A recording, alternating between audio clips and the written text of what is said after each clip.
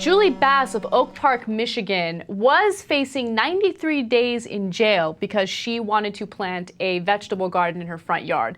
This is an incredible story. Let's watch the video, and then we'll discuss what her fate was.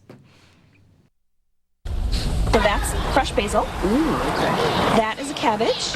And the list goes on. Carrots, tomatoes, cucumbers, and more, all filling 5 large planter boxes that fill the Bass family's front yard.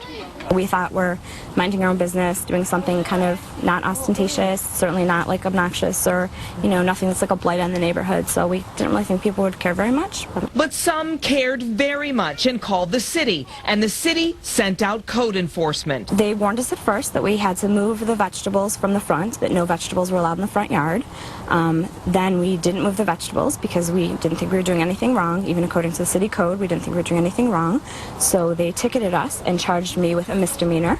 Now, Julie even has an upcoming jury trial. City code says all unpaved portions of the site shall be planted with grass or ground cover or shrubbery or other suitable live plant material. What? Be on camera talking about health. Tomatoes, peppers, and cucumbers are what the Basses see as suitable. If you look in Webster's dictionary, suitable means common.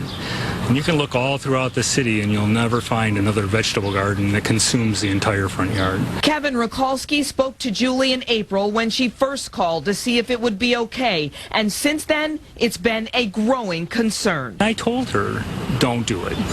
And she went ahead and did it anyway. The city is so strapped for cash right now that they've gone from a 5-day work week to a 4-day work week. They've canceled the fireworks to save money. City resources are really strapped. And now we want to go on a jury trial for our vegetables in our front yard. Look, let's see it from the city's point of view. You let the vegetables in, next thing you know, the fruits will be coming in. I know. You let the fruits in, next thing you know, it's going to be wheat, and, you got to draw the line somewhere. I mean... Yeah, you don't want wheat. Oh, my God. Are you kidding? It gets tall and wavy. Stupid story. Stupid people, Right. You know what they need? You know what she needs? You know what that lady needs? She needs Gary Marbott from Montana. I know. The scholar of individual rights, and before he's done, she'll have the right to grow her vegetables, and 8-year-old kids will be shooting them with rifles. Absolutely. That's how this is going to play out. But I'm sorry, what do you have to say I about was going this to story? say that thankfully, Gawker picked this up, a lot of other, I know, that was a really Fine funny institution. The venerable Gawker, as you say, yes. I love how awkward that sentence was. Thankfully, Gawker picked up this story. Because it could have been a marginally disreputable institution, but it was Gawker, so yeah. No, but the reason why I say that is because since Gawker picked up the story and it got a lot of coverage, they decided to drop the case, and she will be able to grow her vegetables in her own front yard, which, by the way, is her own private property. Yeah. Right? She's not living in a condo. There are no HOA fees. That's her private property that she paid for. So if you want to, have your vegetable garden, have your vegetable garden. And they knew that if Gawker had picked it up, next thing it was going to move up the food chain to TMZ and Paris Hilton. Totally. And so they had to cut this off while they still could. They just felt that sense of urgency, like we gotta drop this case immediately. So.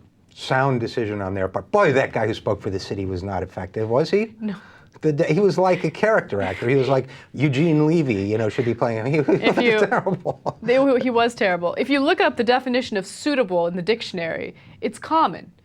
And if you look in the neighborhood, there are no other vegetable gardens in a front yard. But vegetables are, in fact, common. Right. That's where I thought he was going. I know. Everybody, it's not a shocker to see a vegetable. Why would that bother anyone? I don't get it. Maybe because it's an eyesore? Is it an eyesore to see if... I guess they think it's an eyesore, yeah. I mean, presumably they want everything to look the same, like the Truman Show. They want everything to look very neat and...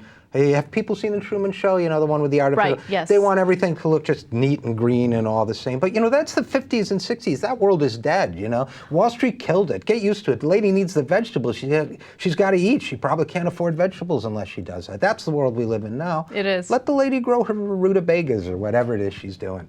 Rutabagas. Yeah, it's just a cool word. I mean, I don't even know what they look like. But it's a cool word, isn't it? It rutabaga? is. Isn't there a car called the rutabaga? There should be. Yeah. I don't think there is, but there should be. Rutabaga, yeah, there is a car. Yeah, no, there is no car called the rutabaga. No, there's something Bega. It's at the tip of my tongue. What is it? Ricky, you know what it is, right? Winnebago? Winnebago! Winnebago. How But Winnebagos are huge. Right. Huge. They're like motorhomes, right? That's what a Winnebago is. A rutabaga is a tiny fruit. Right, but they sound similar. So Really? the names are Winnebago, rutabaga. Okay. How All long right. have you been feeling this way?